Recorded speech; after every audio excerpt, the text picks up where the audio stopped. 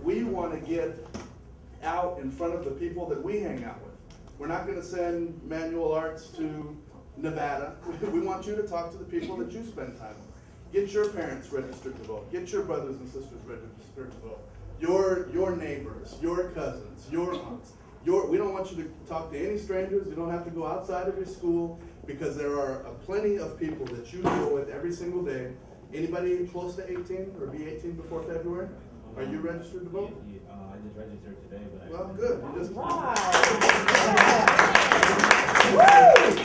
So if I gave this talk yesterday, you would have applied. And so there are plenty of people, some of us are here, that we can reach out to, that we know, that we don't have to be embarrassed, we don't have to break the ice, we don't have to do the hard sell.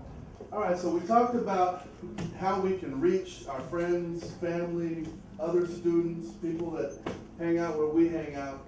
What do we say when we get to them? What's the message?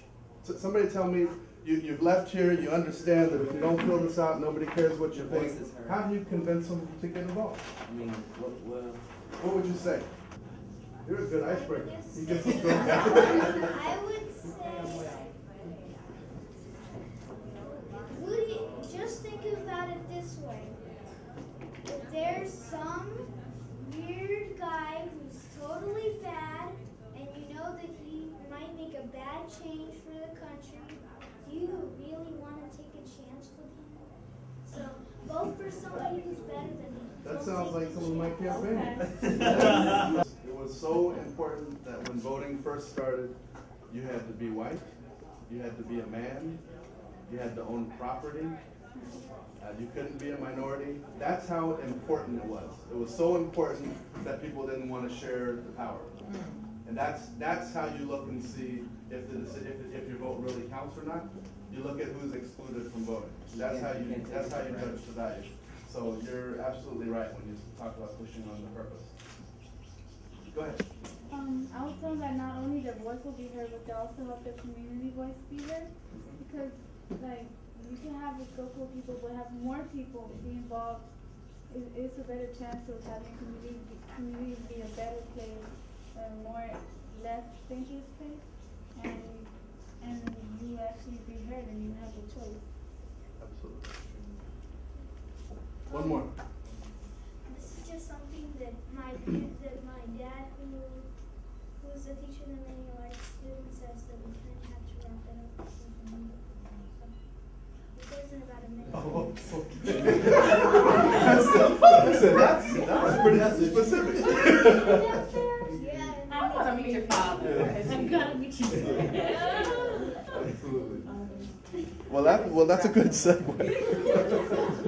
So, the last thing that we wanted to go over with you, so we've talked about who's eligible, we talked about where to find them, we've talked about why they should care, what the message is that we should say to them. The next thing is the actual ask. And I hope that this is something that you'll carry with you in every aspect of your life. If you don't ask, you're not going to get it. It doesn't matter what it is, whether it's a college loan, a college grant, getting admissions into college, a loan for a car later on, a new textbook instead of an old textbook. Every phase of your life, if you don't ask, you're not going to get it. All right? So scared people, shy people, nervous people get less than people that ask. All right? I want you to take that with you. And so at the end of the day, you found your senior students, you've developed your message, you've impressed upon them why it's important. The last thing that you need to do is actually ask them to fill this out. Don't assume that they will, don't assume that they won't, don't assume that they're not interested. Ask them to fill it out. And when they fill it out, have we already talked about how to fill it out and take it? And so then you want to bring that back with you so that we can actually make sure that it gets processed.